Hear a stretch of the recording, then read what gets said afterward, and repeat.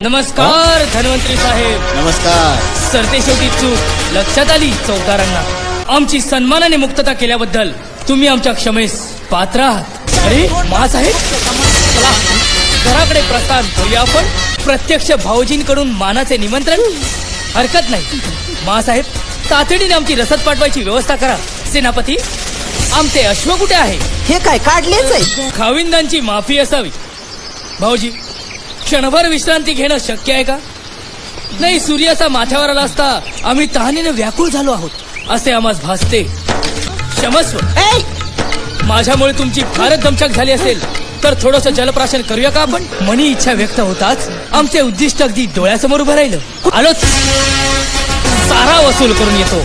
Bisleri संस्थानाचे जल आपल्यापर्यंत पोहोचले असल्यास 2 घोट प्यावे म्हणतो. अंगाची झालेली काहिली लक्षात घेता हे जल पुरेसं शीत नाही हुजूर. वरपेक्षा धनाजी राजांनी स्वतः जाऊन निवड केली तर कसे होईल? तुमचं आदरातिथ्य लक्षात घेता किंगफिशर संस्थानाची वतनदारी आम्ही तुम्हाला मिळवून देऊ असं धनाजी राजे तुम्हाला वचन देतात. या साहेबांच्या चरणी धनाजी राजांचा मानाचा मुद्रा. चिडला आहात का अक्कासाहेब? धाकले राजे भुकेजलेत. आज काही गोडधोड नसेल तर चमचमीतही चालेल आम्हाला. आत्यासाहेब, हा घ्या आपल्या चरणी या गरीबाचा छोटासा नजराणा. वा वा वा वा राजे, या बसा. भोजन झालं आपलं? कमी? तात्यासाहेब, हे जर असंच चालू राहिलं तर राज्यात तांदळाचा तुटवडा पडेल. कोंबड्यांना दररोज 3-3 वेळा अंडी घालावी लागतील. अरे पण एवढं जेवायचं?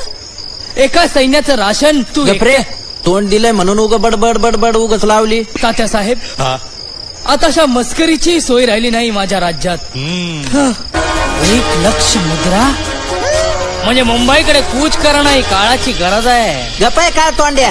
आम्हास विचाराल तर आमच्या भाची छोट्या राणी सरकारांनी मुंबई परगणा काबीज केलाच पाहिजे. निदान पक्षी. ए मुडद्या, उगीच तुझे पक्षी हवेत उडवू नको. तुला कोणी विचारलंय का?